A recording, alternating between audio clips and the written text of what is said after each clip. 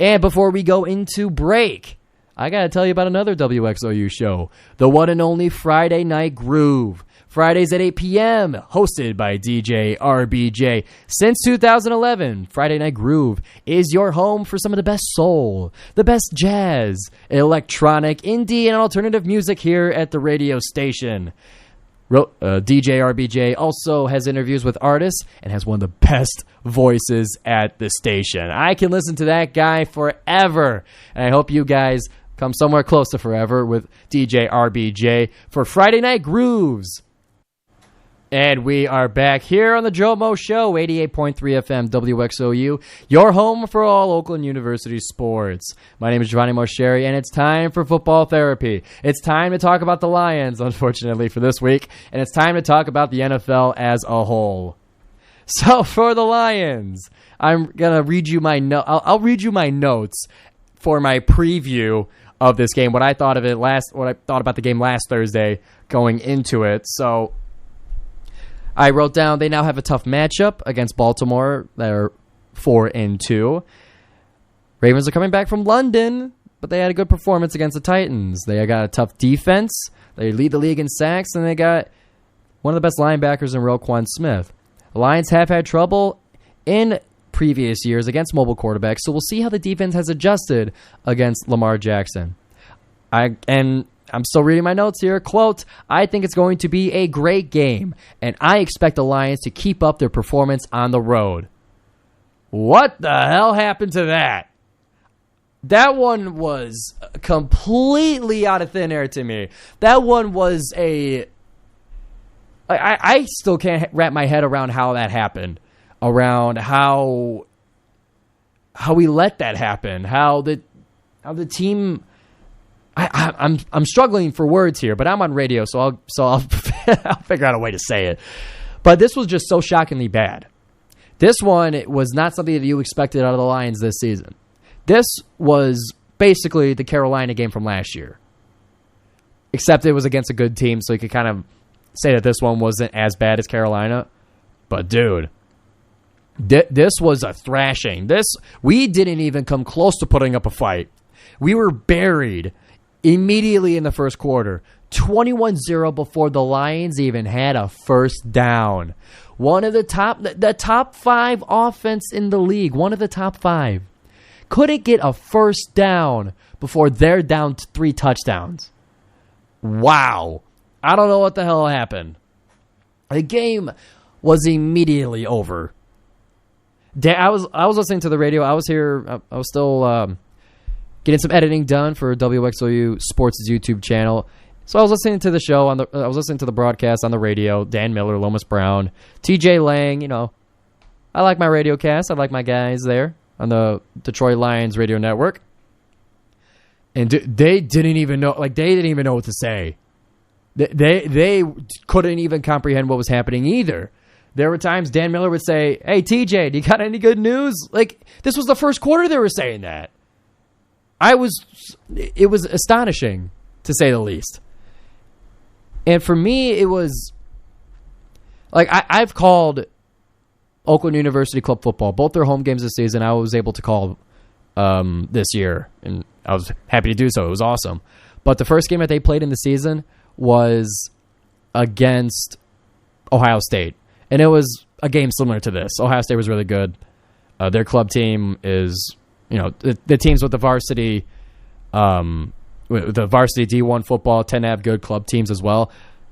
The game was just like this. So I know what it's like for Dan, Lomas, and TJ to sit through a thrashing of a game like that and to have to keep the broadcast going and to basically know the game's over immediately. It's not easy to keep the broadcast going. And I'm glad I didn't watch it, dude. I came back and it was... I came back to the apartment. The game was still on. It was the fourth quarter, I don't even, there's not even a lot you could say about this. Lamar Jackson just, said, I'm going to be an MVP today. I'm going to destroy these guys today. All the receivers, they're going to get passes today. Mark Andrews, he's going to get a touchdown on National Tight End Day, which was a storyline throughout the NFL that week. And it's just crazy. But I'm glad I didn't watch it. So I had a few ideas on how to go through this. So the media, I want to talk about kind of like a media curse. I want to talk about a kind of a too much of a good thing, too much of good coverage might come back to bite you. Kind of a superstitious kind of thing. So the media, the national media was getting really hot on the Detroit Lions. Rightfully so. Stephen A. Smith, he put us number 1 on Stephen A's A-list. Rich Eisen had us number 4 in his one and only power rankings. People were talking about Jared Goff in the MVP conversation, and people were arguing against it, but the topic was there. The words, Jared Goff and MVP, were on the same headline. They're on that scrolling bar of talking heads on TV. And it seems like it was, a little bit of me was like, all this going into a tough game, I'm not liking it. I don't know.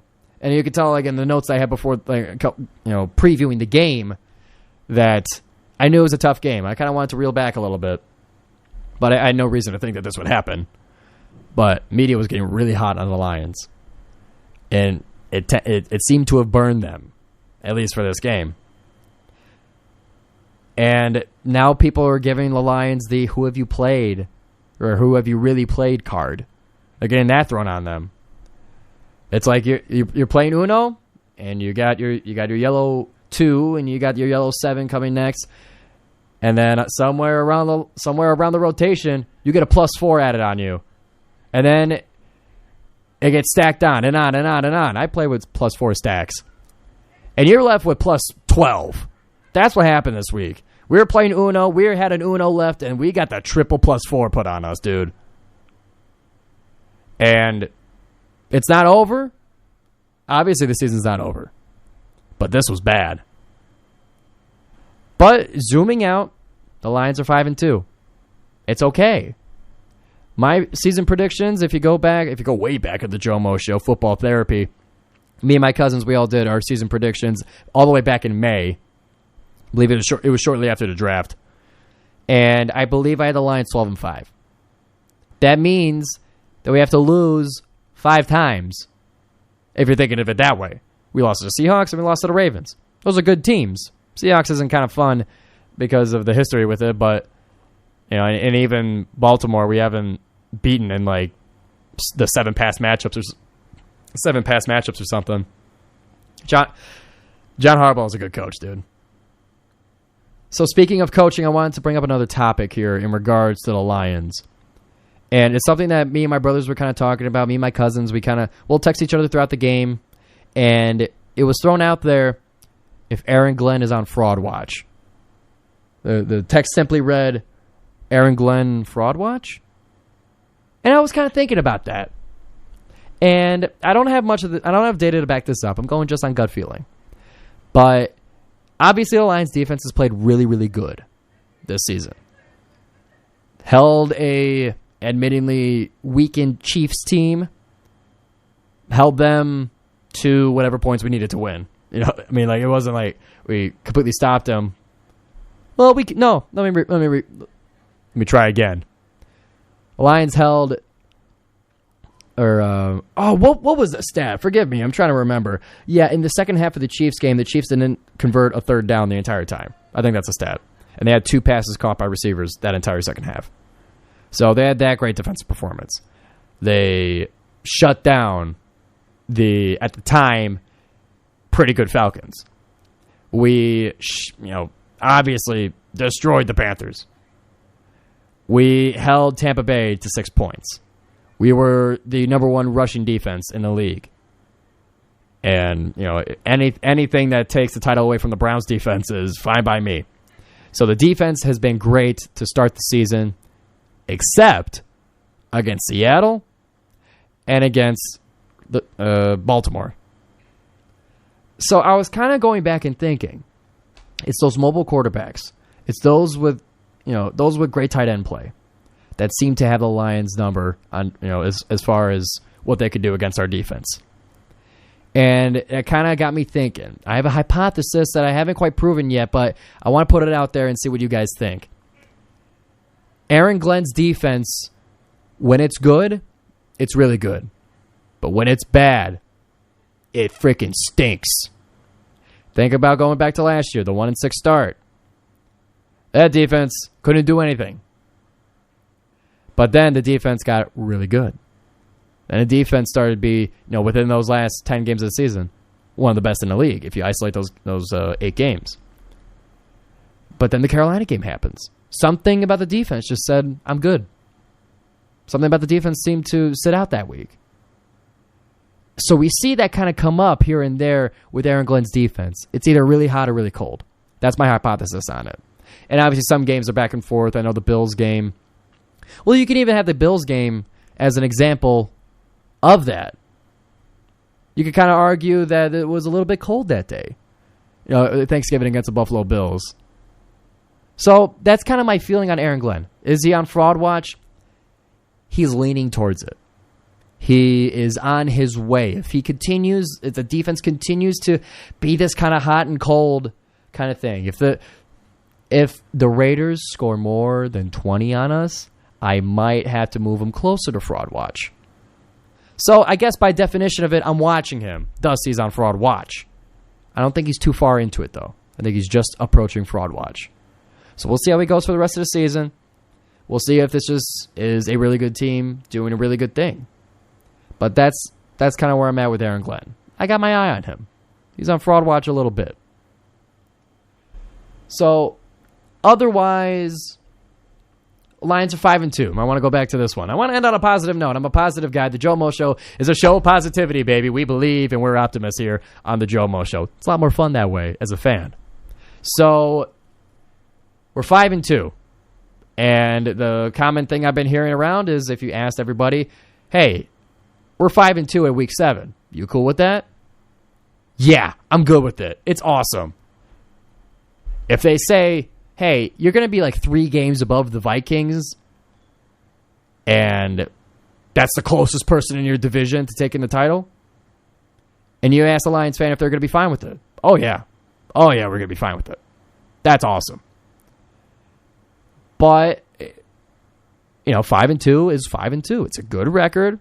Some of the other great teams in the NFL are starting to, feel it a little bit. 49ers are having 2 straight losses. We'll get to that in a little bit. Eagles, they're chugging along still, but, it's getting to that part of the season. Some teams are going to upset them. Some teams are going to show up against the best teams. So it's getting to that part of the season. As long as we can kind of continue, if we do another 5-2 the next 7 games, that means we're 10-4. Wouldn't you be happy with that? I'd be very happy with that. So that's where I'm at. Panic mode? No, not even close. We're fine. Move on. Let's kick the crap out of the Raiders on Monday Night Football in front of everybody. And let's get back to business. Go into the bye week white hot. Get ready for the Chargers coming up. And then do everything they can to run the frickin' table after the bye week.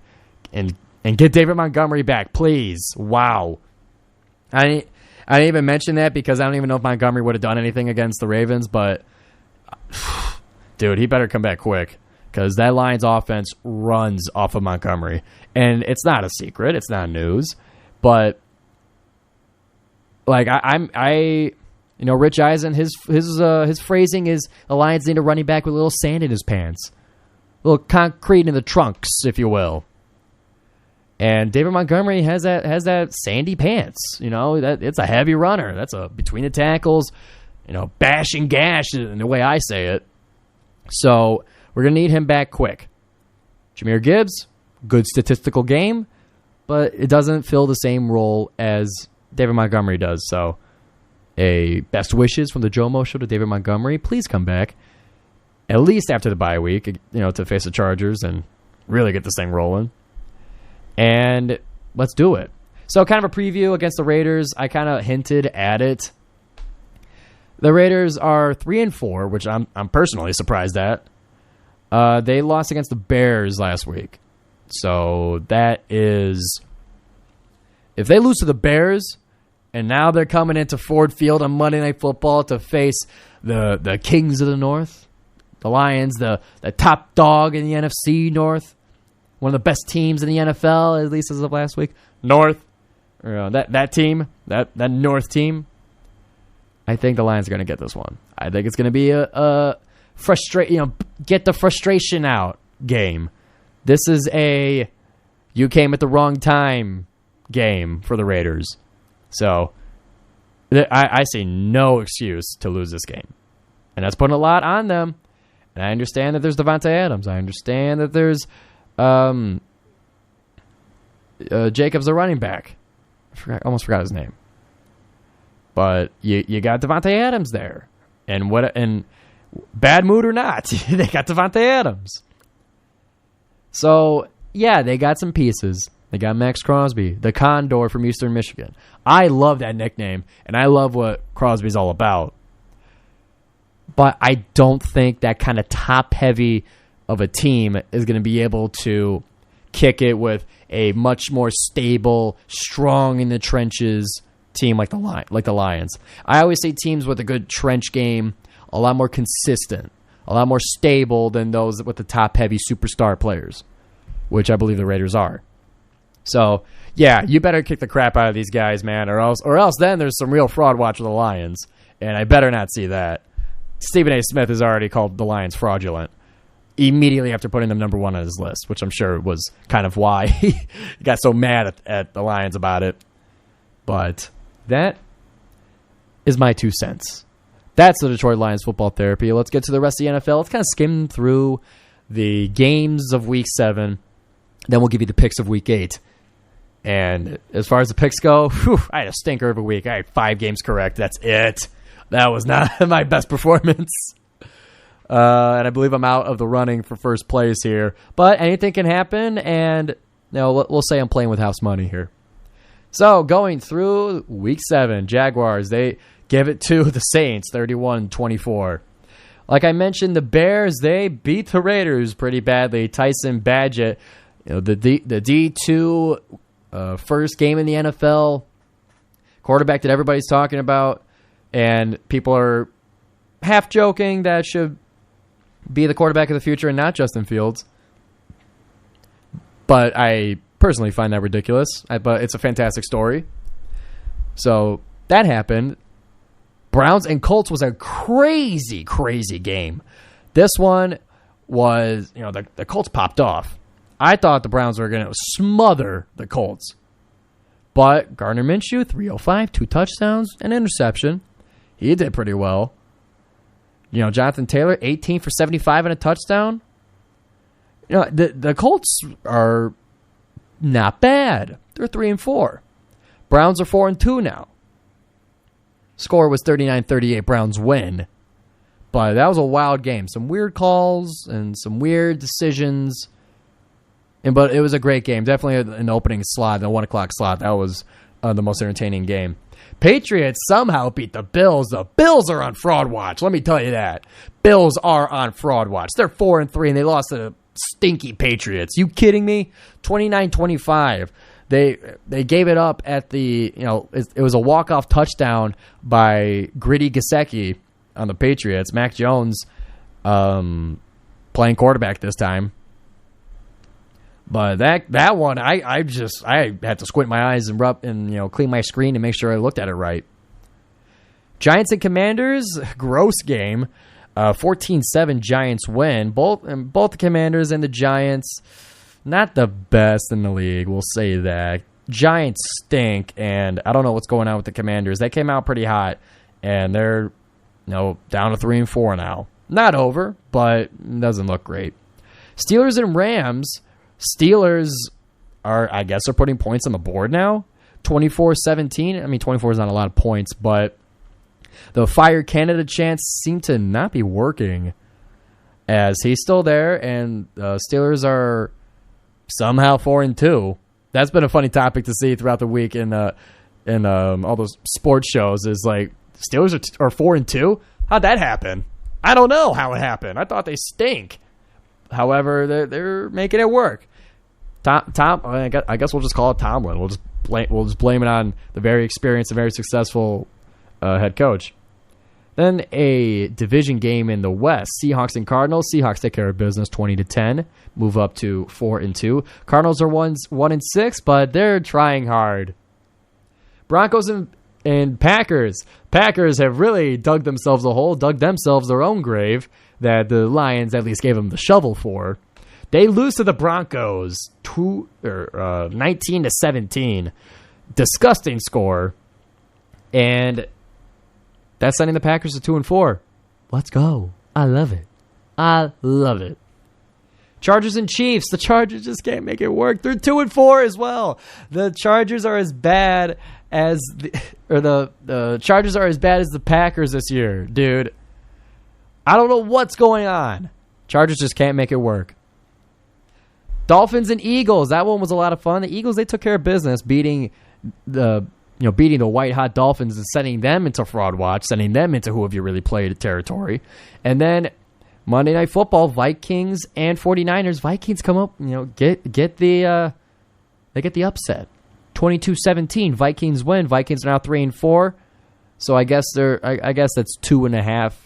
Or we'll say 2 games underneath the lines in the North, but either way, we're at a stiff arms range in terms of division standings. But knocks the 49ers down. Fine with me. We're playing for seeding already. Division's taken care of. We're playing for seeding now. And a game like that is exactly what we need. So that is going to wrap up the GioMoShow NFL football therapy. We went through the Detroit Lions. Their attempt against the Ravens. We went through my preview of my thoughts against the Raiders. Please kick the crap out of them. And we went through the scoreboard of the NFL in week... What week is it? 7. We went through in week 7. And I'll tell you what we're going to do on the GioMoShow is here's what I'll do. Forgive me for those of you who tune in live to WXOU and listen to the GioMoShow all the way to the end. I really appreciate that. However, we are running low on time, and I want to make sure that I don't only have 5 games correct this week. So what I'm going to do instead is I'm going to extend the show, or at least I'll go off air and then record my standalone segment of the GioMoShow picks. I'll put a little more thought into it, and we'll try to do better than 5 games this week because it is currently 6:58. I got 2 minutes, and I want to give this one some quality time. So be sure to stay tuned to the GioMoShow's YouTube page. I'll post the GioMoShow picks very shortly after the show. So be sure to tune into that. So I'll keep you guys up to date on my picks. So with that, we're going to end the show a couple minutes early here. We're going to give the potential following radio host some time to get into the studio and some time to warm up and some time to make a fantastic show on WXOU. So with that being said, thank you everybody for listening to the GioMoShow on 88.3 FM WXOU. This is Giovanni Mosheri, Sports Media Director, tuning out and saying thank you for listening, and we hope you have a great week, and I hope my picks do better.